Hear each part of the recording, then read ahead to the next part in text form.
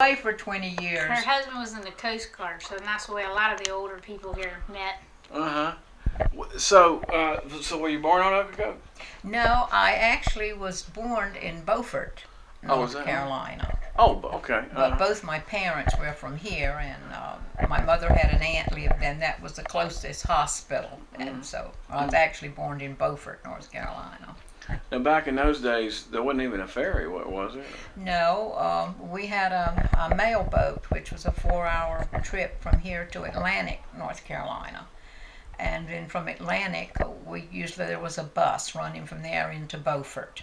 And of course, all the little places in between, I think some of them were Davis and Betty. It would stop, at all the small places into Beaufort. Mm-hmm, mm-hmm. And they brought me home. Mm-hmm. And I would not give anything in this world for my upbringing here and the love. And it was a close-knit community. How many generations of your family have been here? Gracious.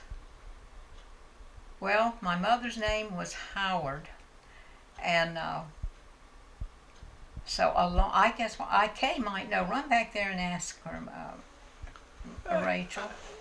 We are in one of those books, what generation we are. I think I don't know where it's the 5th, or sometimes I can't remember exactly.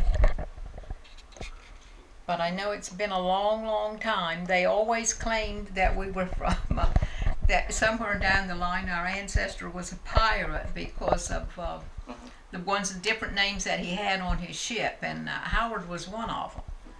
And of course my mother was a Howard. What was your mother's name? Doris Howard. Okay. I think her name was Elizabeth Howard. They called her Mama Ooh. That was our postmistress. Oh, okay. 9th generation. 9th generation. It was farther Mama's the 10th and I'm the 11th. Okay. Oh, so 11 generations on Ocracoke. That's true. Oh, well, and I know this has been quite some time ago. My understanding is you survived another storm in 1944. I did. I was 10 years old, and of course, the water started coming in. It came in slowly, and then the wind began to pick up, and of course we lost, we had chimneys then on the house, because of the way we heated the homes. And when the second one of those went, my dad, who stood about over 6 feet, said, time to go. And so he put us in a boat and carried us to the lighthouse dwelling. We sailed over that lighthouse fence, and the boat along the way, in fact, I think the pig was in the boat when Daddy got it and picked us up, but they tried to stay livestock that they had, and at that time they had pigs on the island, and that they slaughtered in the fall. And so there was a pig in the boat with us, and a couple of chickens. And we just sailed over that fence and went there in the dwelling. Of course, it was flooded to the lower floor, but at that time it was considered one of the strongest places on the island to be. And so it was full of people. How many people lived on the island back in those days? Probably somewhere between maybe about 400, maybe, or it could have been a little more, between 400 and 500 people. Yeah. And what I'm just imagining, that was before tourism, I guess, before. Well, yes, it was. I mean, we had, of course, the fishermen who came, and then, of course, the hunters in the fall, and they stayed. There was like hotels and things that they stayed in. Some had little cottages, on their property where the hunters or fishermen could stay. And then, there was some that came. They came, of course, on the mail boat, and but nothing like we had today. And it was just so different. They sort of accepted us, and we accepted them, and our ways were their ways. Nobody tried to change anything, you know. But I've seen a lot of change. Yeah. Some's been for the better, and some hasn't. Yeah. Any restaurants back in those days when you were growing up? Yes, they had, or they. I think. Let's see. That was in '44. Yeah, what is now called the Island. I guess it's called the Island Inn still.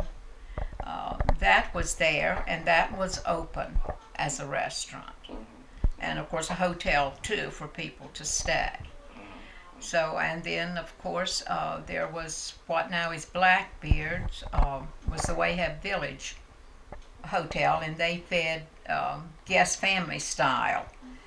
And but yeah, there were a couple of places, eateries, and we had we had more grocery stores than what we got now, believe it or not. The one that burnt down that was on the water. That was the old, well, the one that went in the '44 storm was the old Pamlico Inn. That's down at the end of the road where, where Maxine's old house was. That sat down in that area. So, yeah, there were places to stay, and, and a lot of the places that took in the hunters, the wife there, I mean, she usually prepared the meals for all the hunters, that needed to be fed. So, and of course, all dirt roads, and, just a different time. I guess the highway hadn't been put in yet, right? No, that wasn't put in until the early '50s. Was the first paved road. Now the Navy base, when it came in '42, I think, they paved what is up there, Rachel. Where as you come from, like you're coming from down to the ferry, they had built dumps that held buildings to hold ammunition, and they did pave like a cement road from the base to wherever, so they could get to the bunkers during the war. And, all right. Well, we're going to jump ahead a little bit before I get to this last storm. If you could tell me the story about the Oregon Inlet Bridge going in and what the island's response was to that. This island they just poured out their hearts to those people, because this was the only outlet they couldn't get back off Hatteras Island. So they had to come in here to go out by ferry through Swan Quarter or Cedar Island. And there was a long, long line of them. And the people of this island, we all pulled together and we fed those people, and made sure some of them didn't want to leave their cars. They'd rather stayed with them, but we provided places for the ones who, felt like they wanted better shelter than a car, because sometimes they'd have to wait overnight, because the ferry could only take, so many of them. And what sparked that? What was the cause of that? The Oregon Inlet Bridge, something hit it in a... Dredge blew into the... Yeah, a barge or something hit it, I think, Rachel. And, of course, knocked a section of it out. It wasn't passable. And, but this island, they worked hard, and some of them, we carried food and made sure they had hot coffee and things like that. And, but we've always pulled together here. Prior to Dorian, what were some of the worst storms you've seen in your time? Well, I'd say '44 was the worst one that I was here in. I mean, we've had them for years, but I have, in my 85 years, I have never seen anything that compared to this. I mean, houses were flooded in 1944. There were very few houses here that wasn't flooded. But we scraped mud for days trying to get the houses cleaned out.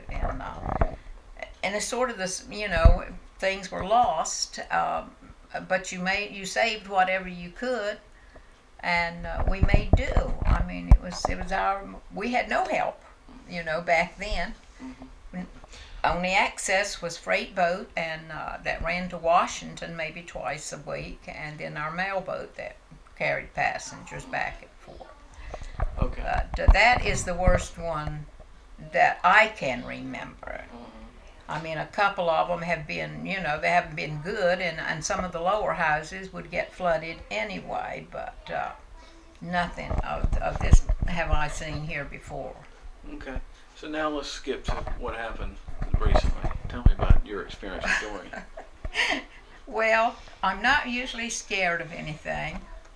And my daughter had called that night and said, Mama, don't you think you want to come and spend the night with us? And I said, no, Kathy.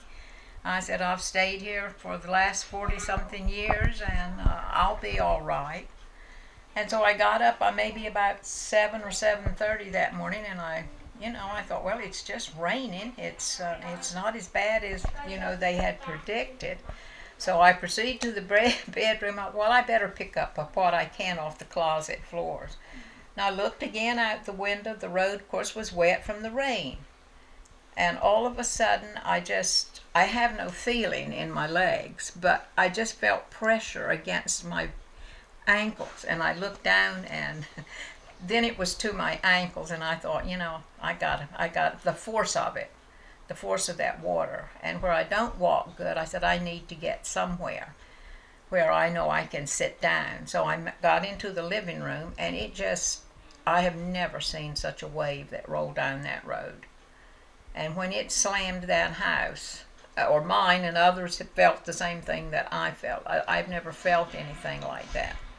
And the water had gotten up almost to my waist, and I just said, I never wanted to drown, but Lord, I'm going to drown this time. And about that time, my grandson and great-grandson, they got the back door, had to knock it down because of the pressure of the water that was holding it. And he had found some other people with a boat. And somehow they got me in that boat. To this moment, I can't tell you how they did it. Not sure I figured that out either. You'll never. And put the kitchen. They found a kitchen chair and got me in that boat. And of course, her house, was flooded, and her mom's was flooded.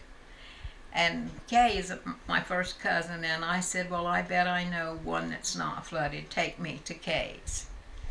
And so I've been here with Kay ever since. Hang on 1 second. I just need to do one thing. I've been interviewing all day. I have